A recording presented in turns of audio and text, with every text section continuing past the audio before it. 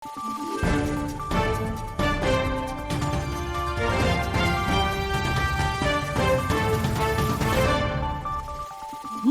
araw, Pilipinas! Ito ang Valiente News hatid sa inyo ng Office of the Vice President.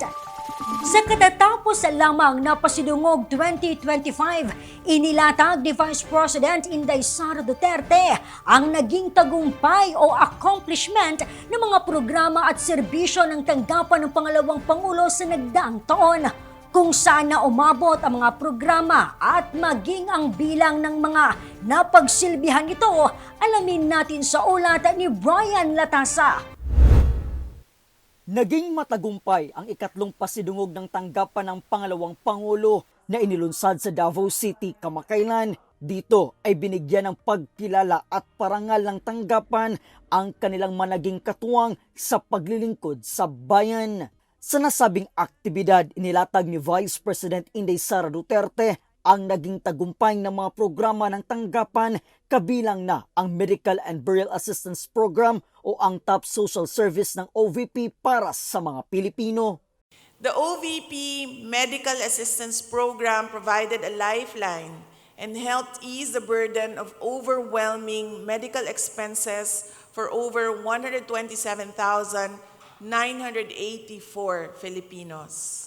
Baby Jairo and his mother Rubilin are living proof that this hope is real and within reach. In the quiet barangay of Uringao in Cabangcalan City, Negros Occidental, Baby Jairo, a 3-year-old boy, has been braving a battle no child should ever face: leukemia.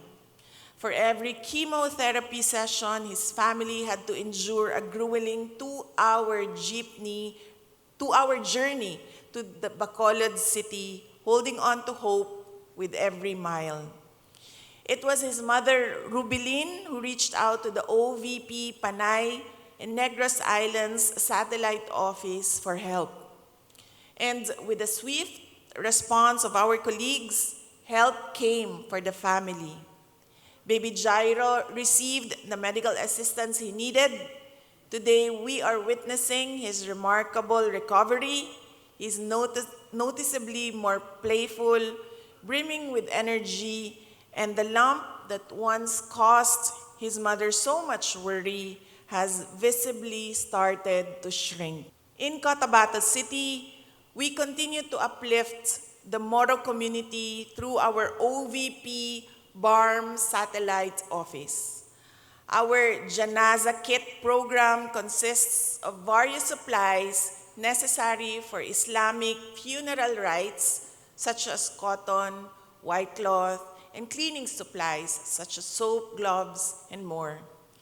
We were able to provide 50 kits in 2024 and 21 more in the first quarter of 2025 to bereaved Muslim families. Tinugunan naman ng OVP Disaster Operations Center ang pangunahing pangangailangan ng mga Pilipinong biktima ng trahedya at sakuna.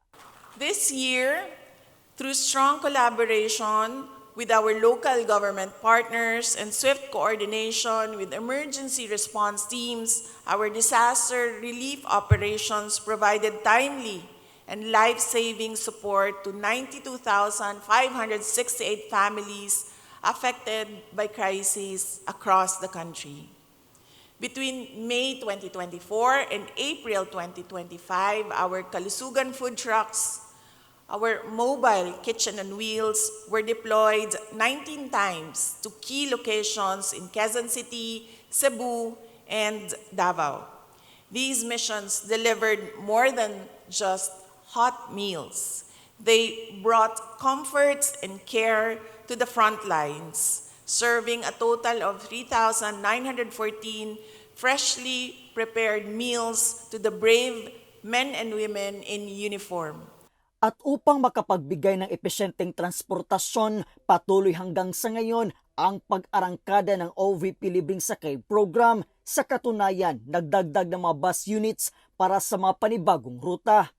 Our Libreng Sakay program has also assisted over 1 million passengers in 2024.